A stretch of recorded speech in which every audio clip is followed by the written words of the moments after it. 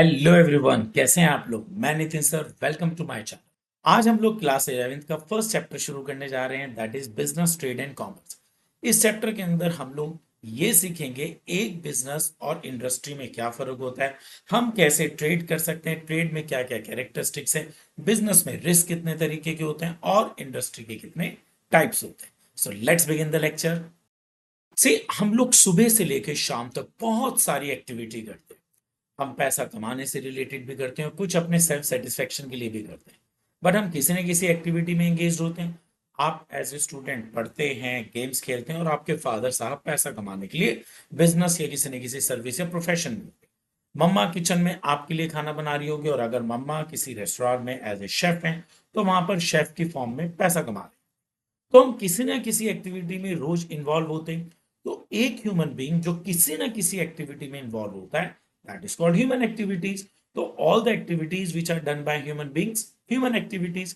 दो तरीके की हुई, एक जिसमें पैसा कमाते हैं, इकोनॉमिक एक्टिविटी, और एक जिसमें हम पैसा नहीं कमाते, अपना सेटिस्फेक्शन रखते हैं, साइकोलॉजिकल सेटिस्फेक्शन रखते हैं, नॉन ह्यूमन एक्टिविटी। खेलने जाना, टूरिज्म पर जाना, किसी भी अम्यूजमेंट पार्क में जाना, रेस्टोरेंट में खाना खाने जाना, किसी की हेल्प करना या पेट्रियटिज्म दिखाना, non human activities, psychological satisfaction. लेकिन पैसा कमाना, बिजनेस करना, सर्विस करनी, प्रोफेशन में जाना, that is economic activities. Economic activity, activity for livelihood. देखिएगा, हम लोग किसी फैक्ट्री में काम करें, बिजनेस चलाएं, या एक डॉक्टर जो है अपने क्लिनिक में जाकर पेशेंट को ट्रीट करे, वहां से जो वो पैसा कमा के लेकर आते हैं वो कहीं ना कहीं परिवार को पालने के लिए चाहिए, अपने लाइफ स्टैंडर्ड को मेंटेन करने के लिए चाहिए, और ये जो अर्निंग होती है हमारी कॉस्ट ऑफ लिविंग के लिए होती है। लेकिन जो नॉन इकोनॉमिक एक्टिविटीज होती हैं वो लव, सिंपैथी, इन सब चीजों के लिए होती है, और एक तरीके से उसमें कोई भी मॉनेटरी गेन नहीं होता। हम लोग किसी की मैरिज में जाते हैं, वहां पर जाकर उस मैरिज को एंजॉय करते हैं, कोई अम्यूजमेंट पार्क में जाते हैं, एंजॉय करते हैं, खेलते हैं, फैमिली के साथ किसी क्लब में गए, कहीं टूरिज्म पे गए, या हमने किसी की हेल्प करी। इनमें से कोई भी ऐसी एक्टिविटी नहीं है जो आपको पैसा कमाने के लिए इंस्पायर करती है। ये सब हमारे साइकोलॉजिकल सेटिस्फेक्शन के लिए होती है। अब अगर मैं टाइप्स ऑफ इकोनॉमिक एक्टिविटी की बात करता हूं तो ये तीन तरीके की होती है। First, business. बिजनेस में हम लोग कोई ना कोई चीज प्रोड्यूस करेंगे, प्रोडक्शन करने के बाद हम उसे बाजार में बेचेंगे और पैसा कमाएंगे, या कहीं से हम बना बनाया सामान लेंगे, उसको मार्केट में बेचेंगे और पैसा कमाएंगे, दैट इज बिजनेस। प्रोफेशन के अंदर क्या होता है कि बहुत एक्सपर्ट्स लोग होते हैं जो अपनी स्किल्स और क्वालिफिकेशन के हिसाब से पैसा कमाते हैं, लाइक डॉक्टर्स, लॉयर।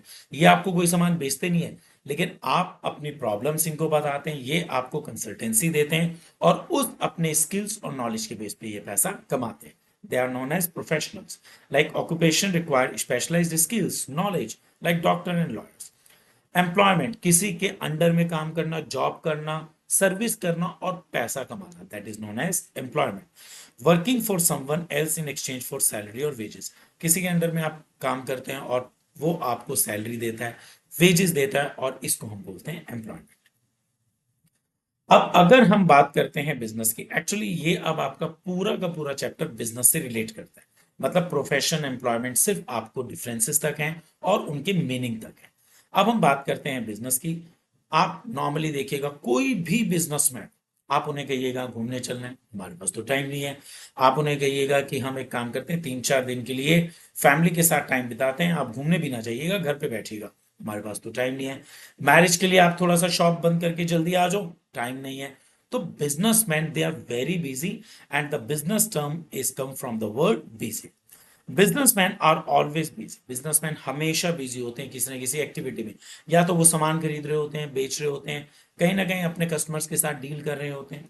सो business involve regular activities. Business हमारी वो रेगुलर एक्टिविटीज होती हैं related to buying, production, sell goods and services, जिसके अंदर हम सामान खरीदते हैं, बेचते हैं और कस्टमर को सर्विसेज देते हैं with the aim of making profit. अब देखिएगा, कोई ना कोई बिजनेसमैन जो होता है, हर एक बिजनेसमैन जो होता है, आई मीन, वो कहीं ना कहीं प्रॉफिट के लिए ही बिजनेस करता है। For example, a local bakery regularly bakes and sell bread. अब ये बेकरी की ऑनर है, ये रेगुलर अपनी बेकरी का मटेरियल बेक करती है, सेल करती है, और मेन मोटिव क्या है, प्रॉफिट अर्न करना। यहां तक हमने बिजनेस, प्रोफेशन, एम्प्लॉयमेंट सबको बहुत अच्छे ढंग से समझा। अब बिजनेस में क्या क्या कैरेक्टरिस्टिक्स है। अब देखिएगा यहाँ पर आपको कैरेक्टरिस्टिक्स कहें, क्वालिटी कहें, एडवांटेज कहें, ये एक ही चीज है। तो बिजनेस में कुल मिला के 7 कैरेक्टरिस्टिक्स हैं। First is economic activity, production and procurement of goods and services. Second, third, sale and exchange of goods and services, dealing in goods and services on regular basis, profit earning, uncertainty of return and element of risk. आप लोगों के पास case studies आएंगी। Case studies are nothing else, only the story. आपको एक story मिलेगी, आपको उस स्टोरी के बेस पर देखना है कि वो जो स्टोरी है आपके इनमें से किस कैरेक्टरिस्टिक से मैच करती है, और आपको वो आंसर आइडेंटिफाई करना है, वो कैरेक्टरिस्टिक आइडेंटिफाई करती है। अब यहां पर एक सबसे बड़ी प्रॉब्लम क्या आती है, स्टूडेंट जो होते हैं सारे हेडिंग्स याद ही नहीं करते। वो क्या समझते हैं, वी लर्न ओनली 4-5 हेडिंग्स, बस उतने पे हमारा काम हो जाएगा। बिल्कुल भी नहीं, आपको केस स्टडीज के लिए सारी की सारी हेडिंग्स को लर्न करना है। तो first characteristic is economic activity. एक बिजनेसमैन पूरा दिन दुकान पर रहता है, कहीं ना कहीं कस्टमर को वो इन्फ्लुएंस करता है सामान को खरीदने के लिए। बहुत सारे कस्टमर्स के साथ वो डील करता है। शाम तक घर पे जब वो आता है बहुत थका हुआ होता है, बट ये सारा काम करता क्यों है वो, only for the sake of earning money, ताकि वो अपना घर घर चला सके। It is not done because of love. Business कभी भी लव, काइंडनेस या किसी भी और फीलिंग के लिए नहीं होता, वो प्योरली प्रॉफिट के लिए होता है। For example, a person who opens a small bakery, they make breads and sell it to the customer. एक पर्सन है, उसने एक बेकरी खोली और वो जो बेकरी है का सामान जो है अपने कस्टमर को बेचता है। They do this to earn money to support themselves and their family. और मेन पर्पस क्या है, फैमिली को सपोर्ट करना और हमारी जो कॉस्ट ऑफ लिविंग है उसको पूरा करना। Production or procurement of goods and services. Before business can offer goods and services to people, they need to either make them or get them from somewhere else. अब देखिएगा, businessman के पास दो option होते हैं, या तो वो खुद का प्रोडक्शन करे और आगे कस्टमर को सेल करे, पैसा कमाए, या फिर वो कहीं से प्रोड्यूस्ड सामान को लाए और उसको आगे कस्टमर को बेच के पैसा कमाए। For example, a grocery store, they might produce some item in their own bakery. एक ग्रोसरी स्टोर है, वो बहुत सारा सामान तो अपने यहाँ खुद का प्रोडक्शन करते हैं, जैसे ब्रेड हो गई है, केक हो गया है, but they also need to buy other product like fruits, vegetable या पैक्ड फूड। बट इसके अलावा बहुत सारा ऐसा सामान है जो कस्टमर को बेचना है, लेकिन वो खुद नहीं प्रोड्यूस कर सकते, वो पीछे से प्रोड्यूस्ड हुआ कहीं से लाते हैं और आगे कस्टमर को बेचते हैं। Sale or exchange of goods and services. In simple term, business involve giving or getting things in exchange for money. आप कुछ सोचिएगा, आपकी दुकान है और वहां पर एक व्यक्ति आता है और वो आपसे कुछ सामान लेकर जाता है वृद्धाश्रम के लिए, और आप उससे कुछ भी नहीं लेते, तो क्या ये बिजनेस हुआ? बिल्कुल भी नहीं। क्यों? आपने इसमें कुछ एक्सचेंज तो करा ही नहीं। आपने सामान तो डिलीवर कर दिया उसको, लेकिन आपने ना ही तो उससे पैसे लिए, कुछ भी नहीं करा। तो बिजनेस तब तक बिजनेस नहीं होता जब तक कि हम उसके अंदर किसी ना किसी चीज को एक्सचेंज ना करें। मतलब हमने सामान बेचा और हम उसके अगेंस्ट में पैसा लेते हैं। या ज्वेलर्स को देख लीजिएगा, ज्वेलर्स अगर न्यू ऑर्नामेंट्स देते हैं तो इन रिटर्न वो पुराने ऑर्नामेंट्स लेते हैं। तो there must be some exchange in business. For example, a toy store, when you go there and buy a toy, you give them money and they give you toy. एक toy store में आप गए, आपने एक toy पसंद किया, आपने उसको पैसे दिए और उसने आपको टॉय दे दिया। Now the fourth heading is dealing in goods and services on regular basis. आप लोगों ने एक मकान, अपना जो पुश्तैनी मकान था, वो आपने 10 साल 20 साल बाद बेचा और आपको उस पर प्रॉफिट भी हुआ, लेकिन आप फिर भी बिजनेसमैन नहीं माने जाएंगे। क्यों? आपने पैसा तो कमाया, लेकिन आप इस चीज में रेगुलर एंगेज्ड नहीं है। वो ही एक प्रॉपर्टी डीलर जो होता है, वो पूरे साल में बहुत सारे मकान खरीदता भी और बेचता भी। इसका मतलब कोई भी एक एक्टिविटी जो वंस इन ए वाइल आप करते हैं, उसको हम बिजनेस नहीं कहते। आप पूरे साल के बाद अपनी सेकेंड हैंड बुक्स बेचते हैं मार्केट में, स्क्रैप बुक्स का बेचते हैं, नोटबुक्स का स्क्रैप बेचते हैं, बट क्या आप बुक सेलर के जैसे बिजनेसमैन हो गए? बिल्कुल भी नहीं, क्योंकि ये एक्टिविटी आप एक साल में एक या दो बार करते हैं, जबकि जो बुक सेलर है वो पूरा साल इस एक्टिविटी में एंगेज होता है। This means doing business regularly, not just once in a while. Business वो होता है जो आप रेगुलर करते हैं, ना कि once in a while. Selling or buying something just once does not count as a business. For example, you sell your old mobile to someone and make a profit. This is not considered as business because it is one time thing. आप अपना second hand mobile किसी को बेचते हैं, अब आप mobile के shopkeeper जैसा बिजनेस तो नहीं कर रहे हैं, आप रेगुलर तो उसमें एंगेज नहीं है। आपने वंस इन ए वाइल करा, पैसा कमाया, प्रॉफिट अर्न करा, but you are absent in regular dealing, so that's why you are not a businessman. Now the fifth is profit earning. In simple terms the main goal of any business is to make through profit. देखिएगा, कोई भी businessman है उसका main motive होता है पैसा कमाना। Without profit a business won't be able to keep for long time. आप सोचिए, एक बिजनेसमैन है, उसका प्रॉफिट रेशियो बहुत कम है, इवन देन वो अपने कॉस्ट ऑफ बिजनेस भी पूरी नहीं कर पा रहा है, उसके एक्सपेंसेस बिजनेस के ज्यादा हैं और प्रॉफिट बहुत कम है। आपको क्या लगता है बिजनेस बहुत दूर तक रन करेगा, बहुत लंबे समय तक चला पाएगा? बिल्कुल भी नहीं। For example, a small bakery, the owner wants to make sure that they earn more money so that they can spend on rent and other costs. एक बेकरी का बिजनेस है और उसका ऑनर हमेशा ये चाहता है कि बेकरी के बिजनेस से इतना प्रॉफिट हम अर्न करें कि जो ये बेकरी की शॉप है उसका रेंट पे किया जा सके, इसके अलावा स्टाफ की सैलरी दी जा सके। They might try to sell more cakes and pastry each day, और इसीलिए वो ज्यादा से ज्यादा पेस्ट्रीज बेचना, ज्यादा से ज्यादा केक बेचना, इस चीज में अपने एफर्ट्स डालते हैं। Uncertainty of return, 6 point. आपको क्या लगता है, कोई भी बिजनेसमैन होता है उसको पहले से पता होता है कि भाई अगर मैं अपने बिजनेस में वुलन 2 लाख का लेकर आऊंगा तो मेरा 2 लाख का पूरा बिक जाएगा, या उसको पता होता है कि दिवाली के लिए मैंने जो 3 लाख के क्रैकर्स बाय करे ये सारे के सारे मेरे बिक जाएंगे और मेरे को पूरा का पूरा प्रॉफिट होगा? बिल्कुल भी नहीं। किसी भी बिजनेसमैन को फ्यूचर का तो पता ही नहीं होता, and this is called uncertainty of returns. Uncertainty of return means that business can't always predict how much money they will make within a specific time period. Uncertainty का मतलब ये होता है कि कोई भी बिजनेसमैन ये नहीं जानता कि फ्यूचर में वो कितना पैसा कमाएगा। Even though business invest money with the hope of making profit, फिर भी हर एक बिजनेसमैन अपने बिजनेस में पैसा इन्वेस्ट करते हैं ताकि ज्यादा से ज्यादा वो प्रॉफिट अर्न कर सके।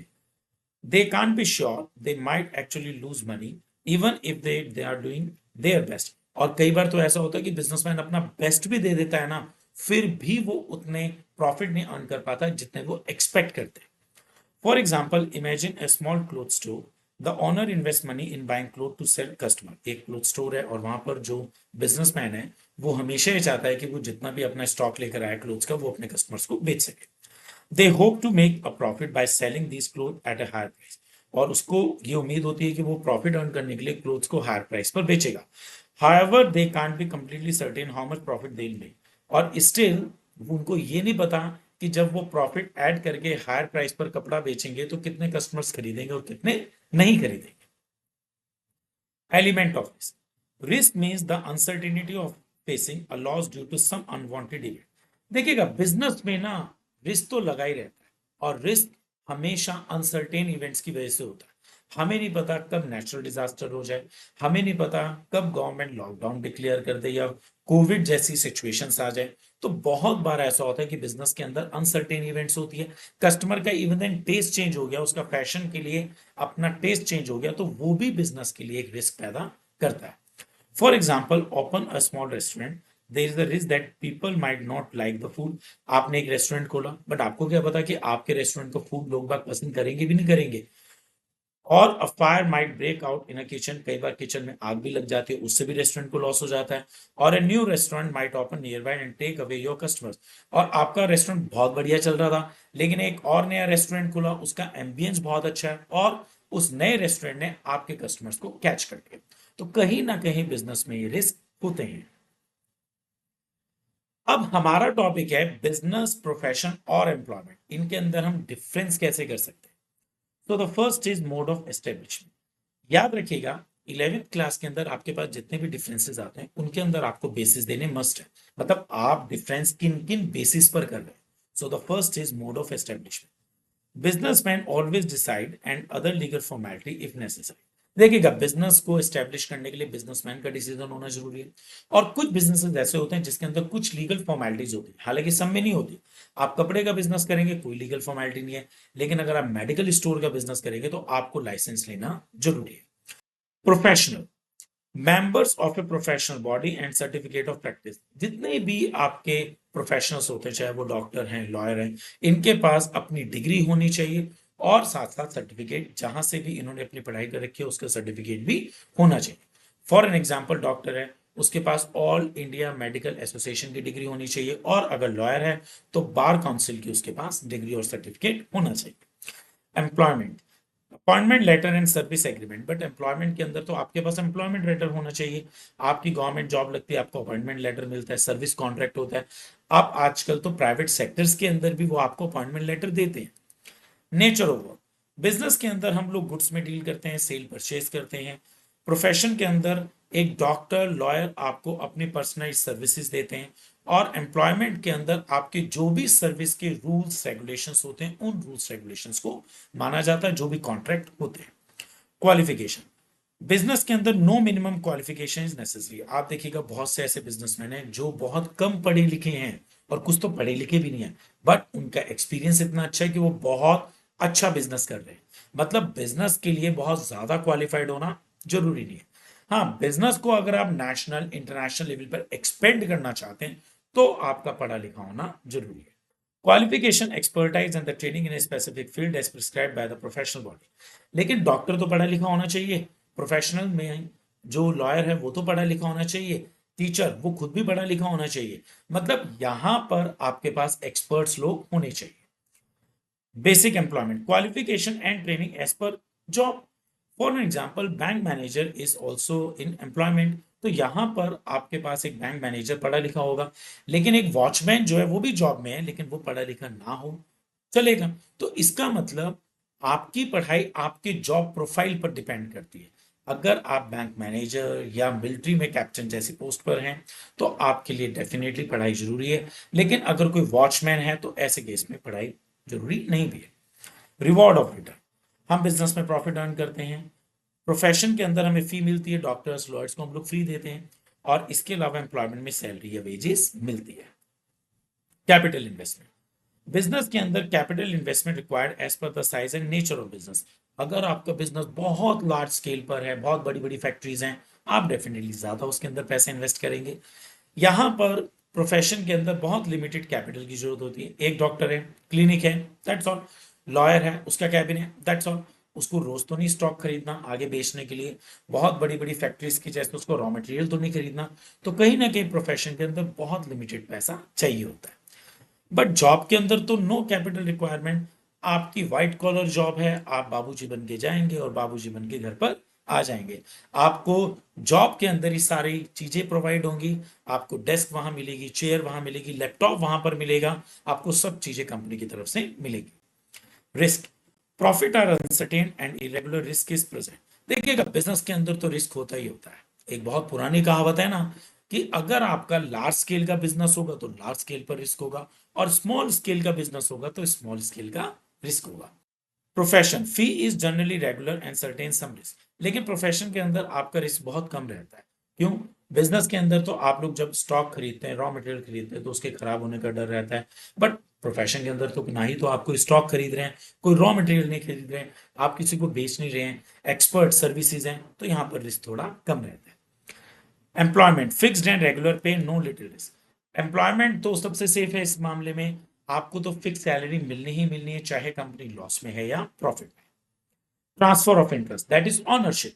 मतलब बिजनेस के अंदर हम इजीली ऑनरशिप ट्रांसफर कर सकते हैं। एक बिजनेसमैन अपने बच्चों को अपना बिजनेस हैंड ओवर कर सकता है। हाँ, कभी कभी ऐसा होता है कि कुछ फॉर्मेलिटीज की जरूरत होती है, बट वो इजीली ट्रांसफरेबल होता है।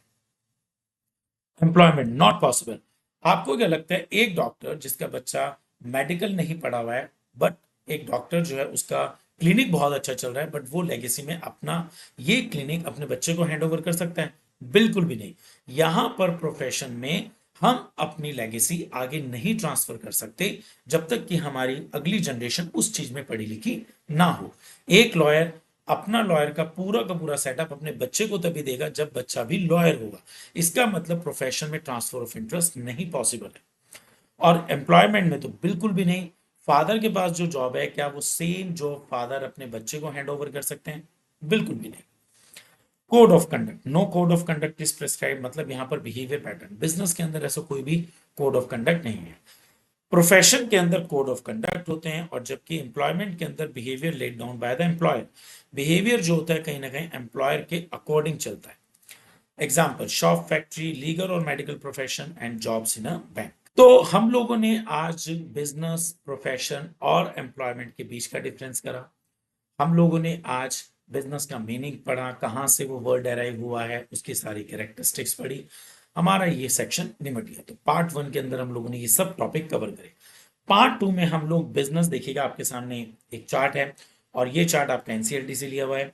बिजनेस और उसके टाइप्स के बारे में हम डिस्कस करेंगे, बिजनेस के रिस्क के बारे में डिस्कस करेंगे। आप लोग आज के स्टूडेंट हैं, सब्जेक्ट से बिल्कुल नहीं घबराएंगे। इस सब्जेक्ट को हम बहुत इंटरेस्ट से पढ़ेंगे और हम इसके अंदर एक्सपेक्टेड मार्क्स पूरे सिक्योर करेंगे। Thank you.